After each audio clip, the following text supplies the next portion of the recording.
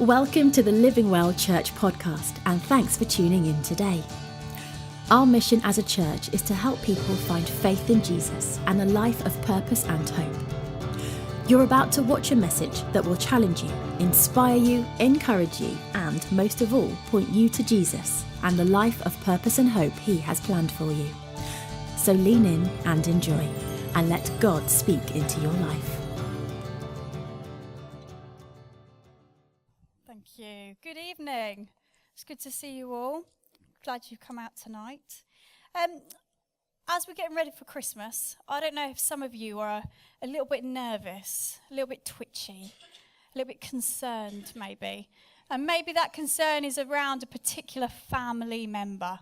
I don't know if some of you in your families have that particular member that you're thinking, oh, I'm going to have to tiptoe around them a little bit, tread on eggshells. Or, I wonder what they're going to say at Christmas dinner. Or they're going to be a bit awkward about their gift. Maybe you didn't know what on earth to get them. And in my family, now I've got to be really careful because I was hoping to talk about this person behind their back, and then they've decided to come tonight. So I'll try and be a bit more artistic with the wording that I use. But when I first got together with my husband, I met his older brother. Now, my husband quite looked up to his older brother and said that he was funny and various other complimentary things. And I met his brother, and on that first meeting after that, I kind of thought, he's just a plonker. That's what I honestly thought. What a plonker. And to cut a long story short, my husband's brother then met his wonderful wife-to-be. And with meeting his wife-to-be, she also had 3 children. And I kind of thought to myself in a very cynical way, I had to apologise to the Lord for being very cynical, he's not going to stick around. And my thoughts were confirmed when the first time he babysat for them, I think he loaded all the children on so much sugary sweets and sugary drinks that the youngest was sick everywhere. So I kind of thought, it's not going to go too well. But Matt has, I wasn't meant to say his name, has really, I just think has given me so much admiration. I've only got 2 children. He stepped into that situation and he's become he's tried so hard at being a fantastic fatherly figure that even last Christmas, the eldest adopted the surname Boxall. And you know what? He has just earned so much respect, so much admiration, because he's just come into that situation and he's become a fantastic dad. And he did it because he just really loved them. And you know, every time I read the Joseph story, I can't help but think of him a little bit. And so I'm going to read a little bit of it tonight, and I'm going to really talk about Joseph to you, if you don't mind, just for a few minutes. So you find the story in Matthew 1, and it says, "This is how the birth of Jesus the Messiah came about. His mother Mary was pledged to be married to Joseph. But before they came together, she was found to be pregnant through the Holy Spirit. Because Joseph, her husband, was faithful to the law, and yet didn't want to expose her to public disgrace, he had in mind to divorce her quietly. But after he had considered this, an angel of the Lord appeared to him in a dream and said, 'Joseph, son of David, don't be afraid. And take Mary to be your wife, because what she has conceived in her is from the Holy Spirit. She will give birth to a son, and you are to give him the name Jesus, because he will save his people from their sins.' And all this took place to fulfill what the Lord had said through the prophet, that the virgin will conceive and give birth to a son, and they will call him Emmanuel, which means God with us. So when Joseph woke up, he did what the angel of the Lord had commanded him, took Mary to be his wife. But he did not consummate the marriage until they gave birth to a son, and they gave him the name Jesus." Now, Joseph, I think, had every opportunity to leave that situation.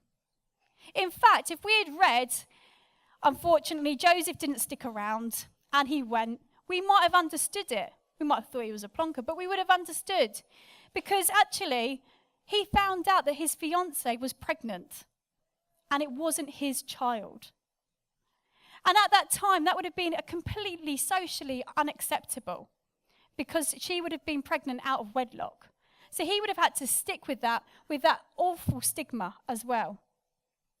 Plus, on top of that, he would have had the job of raising a baby, which isn't the easiest thing to do in life.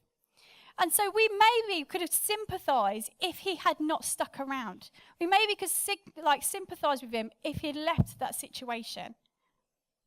But with full admiration and respect to him, Joseph decides not to. He decides to stay. He decides to say yes to that situation. And I just want to drill down the reality of what he actually said yes to. So he said yes to having an awful social stigma, because loads of people would have thought the absolute worst of him. Plus, on top of that, he said yes to raising a baby. Anybody who's raised a child here knows that kind of isn't easy, and you're constantly thinking, have you done the right thing? I haven't done the right thing. Is the baby too hot? Is the baby too cold? Is the baby too warm? Are they just the right temperature? Whenever they get ill, you worry, should I give them medicine? Should I not? Should I take them to the doctor? What school should they go to? And he took on those worries. He took on those cares. Plus, he took on the umpteen sleepless nights. Plus, if we want to get really nitty and gritty, put your hand here if you've been in a delivery room. With your spouse. Yeah, good to see loads of men popping their hands up. Wonderful. So you will know it's probably not the most dreamy of situations, is it? Probably maybe you won't choose to go back into that room again. But be thankful, because you had midwives. I'm sure there was gas and air. Maybe epidurals. And on top of that, there was other medicines and other help and other helpers.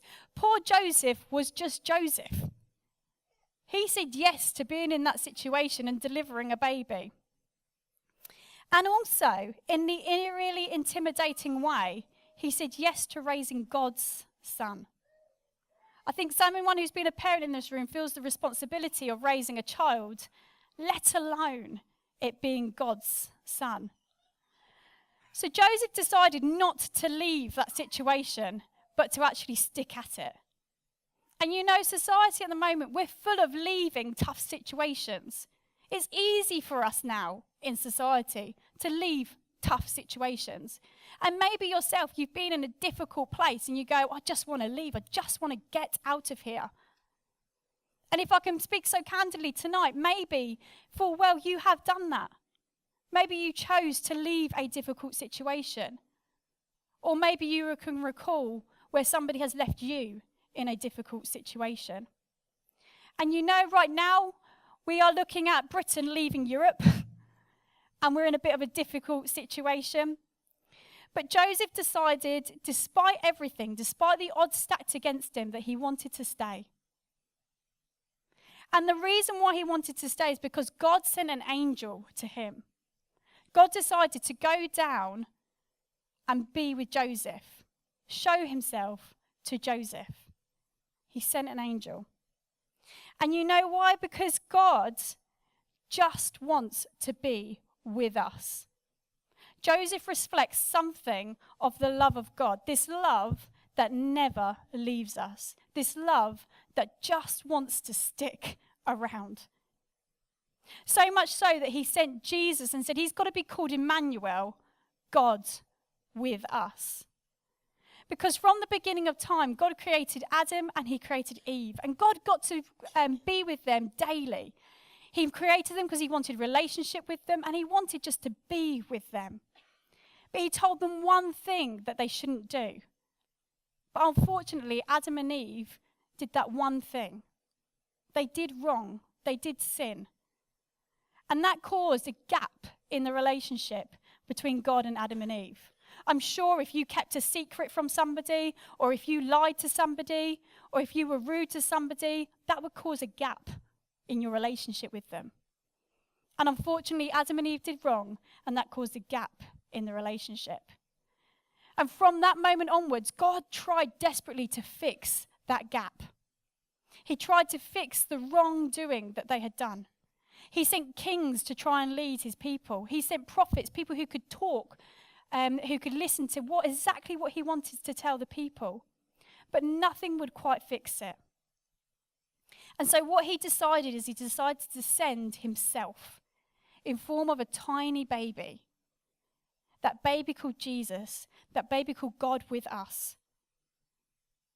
Because he loved us so much that he just wanted to never leave us and just wanted to stick around and just wanted to be with us. And so that baby grew up and then was nailed to the cross and died on the cross and rose again to overcome all the wrongdoing that we had ever done. All the wrongdoing since Adam and Eve, everything that had ever been done, Jesus paid the price for and had overcome. And because of that, we can now have a free relationship with God and get to know him and be with him. For in John 3:16 it says, "For God so loved the world that he gave his one and only Son, for whoever believes in him shall not die but have everlasting life." And so therefore we celebrate Christmas. There's loads of traditions to do with Christmas that are nothing to do with Christianity. But the heart of Christmas, the reason why it is here, is because we celebrate the fact that God just never wanted to leave us, that he just wanted to stick around. And you might think, well, I don't know God, and I've never felt him with me. And I just want to say there's so much evidence to show that. Soon you're going to be celebrating the fact that it's 2019. And it's 2019 because it's 2019 years since Christ died. Our whole time system exists because Jesus existed. There's the beautiful creation. There's the family and the love of your family that I'm sure you're going to experience this Christmas, or of friends. And that love only exists because Jesus existed. And I'm sure that you're also, maybe you had children yourself. You know the absolute miracle that is. Or maybe your friends and family have had children. And the crazy miracle that a little tiny baby that can be created. And look at yourself, at how you function. The amount of miracles that take place every day, biologically. The imbalances in our body, they aren't thrown together just because of chaos or just because of an accident. You were fearfully and wonderfully made. You exist because Jesus existed. And so therefore, I hope that you know, or I hope something of this service maybe makes you think that actually God is with us and God is with you. And I really want you to know this Christmas that God is with you. And he loves you so much that he just simply wants to stick around. And everything, and this is a bit of a brutal fact, but it's true. Everything that we know, everyone that we know, and everything that we have will fade. Will leave us. And that's a harsh truth. It's maybe not the happiest truth for a carol service, but it's true. Everything will leave us. The only thing that will ever remain is God and God's love for us. And Billy Graham, who is a famous evangelist who did leave this world this year, said this. He said, "Someday you're going to hear that Billy Graham is dead. But don't believe a word of it. I shall be more alive than I am now. I will just have changed my address. I would have gone into the presence of God. You see, my home is in heaven. I'm just traveling through this world." Billy Graham understood that he would one day leave this world, but he would never leave God, because God never leaves us. Thank you.